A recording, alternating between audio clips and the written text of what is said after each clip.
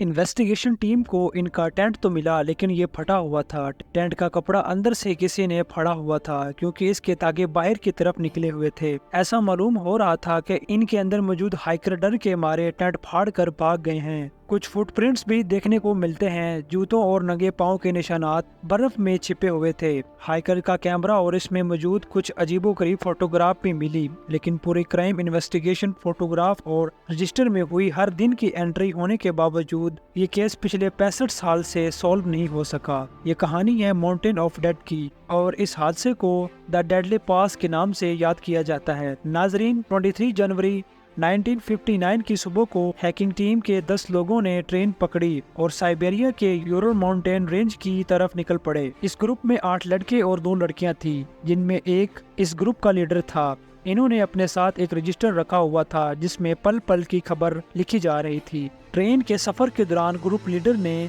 एक और deadline register में एंट्री की, जिसकी ट्रांसलेशन ये थी: मुझे हैरानी है कि इस सफर में कौन सी नई चीज हमारा इंतजार कर रही है। क्या कुछ नया होने वाला है? अगले कुछ दिनों तक ग्रुप ने ट्रेन, बस, ट्रक और घोड़ों पर सफर किया और आखिरकार वो पैदल और अपनी एक्सेस पर आगे बढ़ना शुरू हुए। 28 जनवरी को यूरन योडियन नामी एक हाइकर की तबीयत बिगड़ गई और इसने वापस जाने का फैसला किया, जबकि बाकी 9 हाइकर्स ने प्लान को आगे कंटिन्यू किया। ये इस लम्हे की फोटोज हैं जब यूरी अपने 9 साथियों से अलग हो रहा था, लेकिन क्या मालूम था कि उसको कि आज के दिन ये इनको आखिरी बार देख रहा है। 9 लोगों के ग्रुप ने अपना सफर बर्फीली वादियों में जारी रखा और डायरी के साथ साथ कैमरे का इस्तेमाल करके सभी लम्हों को डॉक्यूमेंट करना शुरू किया। मिलने वाले फोटोज और रजिस्टर एंट्री में जो कुछ लिखा हुआ था वो अभी तक तो बिल्कुल नॉर्मल लग रहा था। 1 फरवरी को वो एक पहाड़ के बॉटम पर पहुंचे। वहाँ के लोकल लोग माउंटेन कंटेन ऑफ डेड के नाम से जाने जाते हैं। इन्होंने पूरा दिन उस पहाड़ पर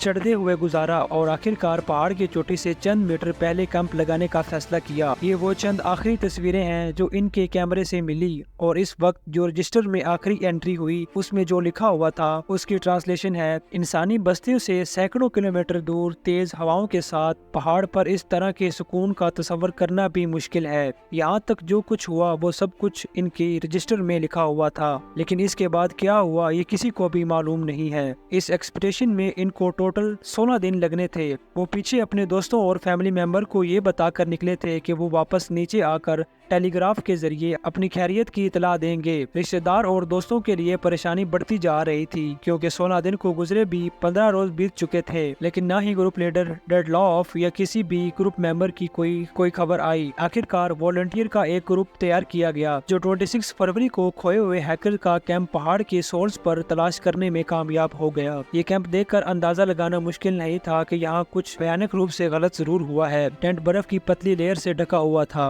और इसके अंदर हाइकर्स का सारा सामान बिल्कुल ठीक ठाक हालत में पड़ा हुआ था, लेकिन टेंट का कपड़ा अंदर से चाकू की मदद से फाड़ा गया था। ऐसा महसूस होता है कि शायद टेंट के अंदर कुछ गड़बड़ हुई जिसने इनको टेंट फाड़ कर भागने पर मजबूर कर दिया। अगले दिन आसपास हाइकर की तलाश शुरू कर दी गई। फटे हुए टेंट की ओपनिंग के पास ही कुछ फुटप्रिंट्स बर्फ में छिपे हुए थे जो पहाड़ से नीचे की जानिब जा रहे थे। इन फुटप्रिंट्स में कुछ जूतों के निशानात थे और कुछ नंगे पाँव के। आपको यहाँ बताते चले कि पुरसकून अंदाज में चलने से फुटप्रिंट्स बनते हैं, और यहाँ पर भी इन्वेस्टिगेशन टीम को लंबे लंबे कदमों के नहीं बल्कि नॉर्मल कदमों के निशान देखने को मिले। कदमों के निशानात करीब 500 मीटर तक बर्फ में छिपे हुए थे, लेकिन इसके बाद वो कहीं गायब हो गए। शायद बाद में पड़ने वाली बर्फ ने इनको छुपा दिया था। इन्वेस्टिगेशन टीम इन फुटप्रिंट्स की डायरेक्शन में आगे बढ़ती रही और थोड़ी देर बाद वो एक पेड़ तक पहुँच गए। यहाँ पर इनको एक बुझी हुई बोन के निशानात मिले और साथ ही 2 हाइकर की जमी हुई डेड बॉडीज भी। बाकी 9 हाइकर्स की लाशें ढूंढने में अगले 2 महीने लग गए। पहले 2 हाइकर्स ने बहुत कम कपड़े पहन रखे थे,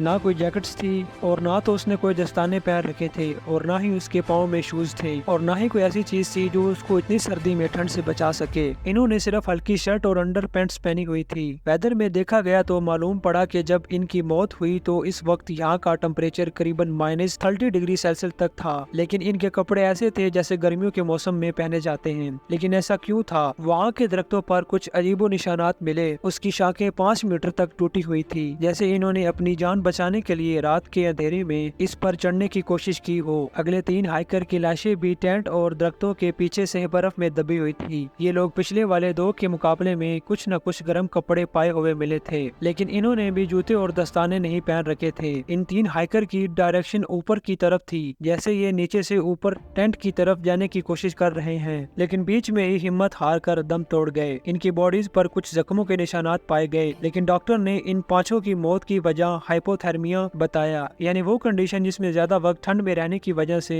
बॉडी की सारी गर्मी निकल जाती है। आखिरी के 4 हाइकर की बॉडी जंगल की एक चट्टान के नीचे से बरामद हुई। इनकी लोकेशन दरख्तों से 75 मीटर ऑपोजिट डायरेक्शन में थी। इनमें से 3 को गहरी चोटें लगी हुई थी, एक का सर फटा हुआ था और 2 लोगों की पसलियां टूटी हुई थी। मेडिकल एग्जामिनर का ख्याल है कि ऐसी चोटें किसी इंसान या जानवरों के हमले की वजह से नहीं पहुंचाई जा सकती। इनका ख्याल है कि ये किसी ऊंची जगह से गिरे हैं। जानवर के हमले का नाम इस वजह से लिया गया क्योंकि उनमें से 2 जनों की आंखें निकली हुई थी और लड़की की जबान गायब थी। सबसे हैरानी की बात यह थी कि क्राइम सीन से मिलने वाली 2 टी शर्ट्स और एक पैंट ऐसी थी जिस पर रेडियो एक्टिव मिनरल्स लगे हुए थे। पहले तो ये समझकर इन्वेस्टिगेशन होती रही कि शायद इनका किसी ने मर्डर किया है, लेकिन ये क्रिमिनल केस बंद कर दिया गया क्योंकि देखने में ऐसा कोई सबूत नहीं था जिससे ये जाहिर हो कि इनका मर्डर हुआ है या फिर इन्होंने आपस में ही एक दूसरे को मारा है। तो आखिरकार इन 9 लोगों के साथ हुआ क्या था? टेंट का दरवाजा छोड़कर इसको फाड़ कर बाहर निकलने की क्या जरूरत थी? ऐसी भी क्या इमरजेंसी हो गई थी कि टेंट को चाकू से फाड़ कर सबको बाहर निकलना पड़ा? इमरजेंसी जो भी थी टेंट से निकलते ही खत्म हो गई क्योंकि इनके कदमों के निशानात भागने वाले निशानात नहीं थे,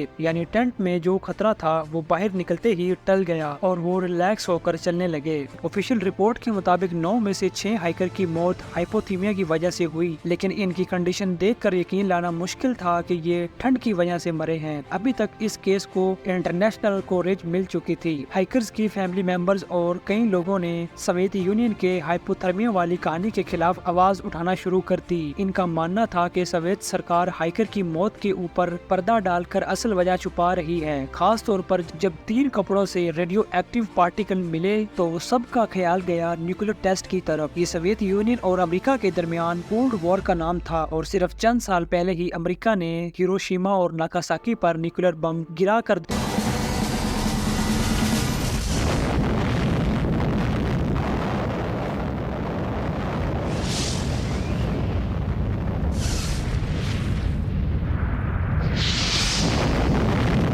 दुनिया को अपनी ताकत की एक झलक दिखा दी थी। इसके बाद सोवियत यूनियन ने भी कई न्यूक्लियर टेस्ट करना शुरू कर दिए थे। लोगों का ख्याल था कि सोवियत यूनियन ने इस पहाड़ पर छुपके से कोई न्यूक्लियर टेस्ट किया है जिसकी रेडिएशन की वजह से 9 हाइकर की जान गई और अब ये हाइपोथर्मिया की वजह ठहरा कर केस को रफा दफा करने की कोशिश कर रहे हैं। इन्वेस्टिगेशन टीम इस केस को मुख्तलिफ एंगल से देख रही थी। एक मौके पर इवोलॉन्च को भी इस हादसे की वजह ठहराया गया। हो सकता है कि रात के पैर इनको इवोलॉन्च महसूस हुआ हो तो सारा टेंट छोड़कर भाग गए, लेकिन इवोलॉन्च वाली थ्योरी कुछ हजम ना हो सकी क्योंकि अगर इवोलॉन्च होता तो टेंट जिस बर्फ की पतली लेयर से ढका हुआ था वो बहुत मोटी लेयर होती। और दूसरा ये कि ग्रुप के लीडर डेडले एक एक्सपीरियंस हाइकर और स्कीयर थे, वो किसी ऐसी जगह टेंट लगाते ही नहीं थे जहां इवोलॉन्च का खतरा हो। इस हादसे के बाद 100 से ज्यादा एक्सपेक्टेशन हुई, लेकिन किसी ने भी यहाँ ऐसी कंडीशन नोटिस नहीं की जिसकी वजह से इवोलॉन्च बन सकता हो। हाँ, इस पहाड़ पर बहुत खतरनाक कंडीशन जरूर एक्सपीरियंस की गई, वो भी अप्रैल और मई के महीनों में, क्योंकि तब बर्फ पिघल रही होती है, जबकि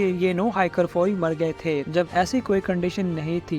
ये है कि एक हाइकर के कैमरे से खींची गई सबसे आखिरी फोटो जो इसी रात को खींची हुई थी जब ये हादसा हुआ था। ऐसा मालूम होता है कि ये किसी लाइट की फोटो है जो अंधेरे में कैमरे का लेंस सही से फोकस नहीं कर पाया। इस फोटो की वजह से नई थ्योरीज जन्म लेने लगी। कुछ लोगों का मानना था कि ये आसमान में किसी एटनोफाइड फ्लाइंग ऑब्जेक्ट की फोटो है, तो कुछ ने कहा कि ये टेंट के ऊपर लगी हुई इमरजेंसी लाइट है या फिर कैंडल लाइट की फोटो है। एक बात तो तय है कि ये जिस चीज की भी फोटो थी, वो रॉकेट हो या यूएफए या फिर कोई मीडियोराइट, वो चीज इनके पास से आकर नहीं गिरी। अगर ऐसा होता तो वो बर्फ के अंदर से मिलती जहाँ ये बॉडीज मिली थी, तो वहाँ पर किसी चीज के क्रैश होने का मलबा क्यों नहीं मिला था। सच्चाई जानने के लिए हम इस टेंट की तरफ रुख करते हैं जो असल में जंजीर की सबसे पहली कड़ी है। अगर रात की फोटो में देखा जाए तो टेंट में से एग्जॉस्ट पाइप निकल रहा है। ये एग्जॉस्ट पाइप ग्रुप के लीडर ने खुद बनाया था क्योंकि टेंट के अंदर से पका हुआ खाना भी मिला था। हो सकता है कि जब एग्जॉस्ट पाइप को बंद किया गया हो तो उसमें कुछ जलते हुए कोयले रह जाने की वजह से आग हादसाती तौर पर दोबारा भड़क गई हो। जब टेंट मिला तो उसमें एग्जॉस्ट पाइप नहीं लगा हुआ था, यानी अगर आग लगी होगी तो उसका धुआं बाहर निकलने की बजाय अंदर ही जमा हो रहा था, जिससे अंदर मौजूद हाइकर की सांस घुटना शुरू हो गई। यानी एक वजह समझ आ रही है कि इनसे धुआं कंट्रोल नहीं हुआ और वो फौरी टेंट को फाड़ कर बाहर निकल आए। इस थ्योरी को प्रूव करने के लिए एविडेंस भी मौजूद है क्योंकि हाइकर्स के जिस्म और कपड़ों पर जलने के निशानात भी पाए जा चुके हैं और कुछ के मुंह से खून भी निकला हुआ था। आपको यहाँ बताते चले कि खांसी के साथ खून के आने की एक वजह बहुत ज्यादा अनफिल्टर धुएं को अनेल करना है। बाहर निकलने के बाद ये आराम आराम से चलकर अपने लिए शेल्टर तलाश करने लग गए। कुछ हाइकर बगैर गर्म कपड़ों के टेंट से निकले थे। शेल्टर की एक जगह इनको पहले से मालूम थी, इसीलिए वो नीचे पेड़ों के पास चले गए। वहाँ एक बोन फायर स्टार्ट की जिसके बचे हुए कोयले देवदार के दरख्तों के साथ इन्वेस्टिगेशन टीम को भी मिले थे। 4 हाइकर जिन्होंने ज्यादा कपड़े पहन रखे थे वो जंगल में लकड़ियां तलाश करने के लिए थोड़ा और डीप चले गए। वहाँ चट्टान पर एक छोटा लॉन्च प्लेजर हुआ। चट्टानों से गिरने की वजह से इनको खतरनाक चोटें लगी, सर फट गया, पसलियां टूट गई और चेस्ट में इंटरनल ब्लीडिंग भी शुरू हो गई। 2 हाइकर जिन्होंने कम कपड़े पहन रखे थे वो देवदार के दरख्तों के पास ही मौजूद थे। बचे हुए 3 हाइकर वापस टेंट की तरफ चढ़ते हुए वहीं पर फ्रीज हो गए, जबकि बोनफायर के साथ बैठे हुए 2 हाइकर्स भी बुझी हुई आग की वजह से फ्रीज होकर दम तोड़ गए। रही बात रेडियो एक्टिविटी पार्टिकल्स की, तो आपको बताते चले कि हर चीज थोड़ी बहुत रेडियो एक्टिविटी होती है, लेकिन ये कपड़े जरूरत से ज्यादा रेडियो एक्टिव थे। ग्रुप का एक मेंबर अलेक्जेंडर पहले एक न्यूक्लियर फैसिलिटीज में जॉब करता था और जॉर्ज करी वैनर एक top secret Soviet union nuclear production plant में काम करता था। मिलने वाले रेडियो एक्टिव कपड़े इन दोनों हाइकर्स के ही थे, जबकि बाकी सब के कपड़ों से नॉर्मल क्वांटिटी में रेडियो एक्टिव एलिमेंट्स मिले और वो हाइकर जिनके बॉडी पार्ट्स मिसिंग थे, हो सकता है कि जब उनको चोटें लगी और वो अपनी जिंदगी की बाजी लड़ रहे थे तब उन पर जंगली जानवरों ने हमला किया हो। इस हादसे को आज 65 साल गुजर चुके हैं। 10 मेंबर के ग्रुप में से सिर्फ यूरी यूटेन बचा था जिन्होंने एक्सपेडिशन को तबीयत खराब होने की वजह से छोड़ा था। इनकी नेचुरल मौत 76 ईयर की एज में 27 अप्रैल 2013 को हुई। उम्मीद है आज की वीडियो आपको बहुत अच्छी लगी होगी। मिलते हैं नेक्स्ट वीडियो में। अल्लाह हाफिज।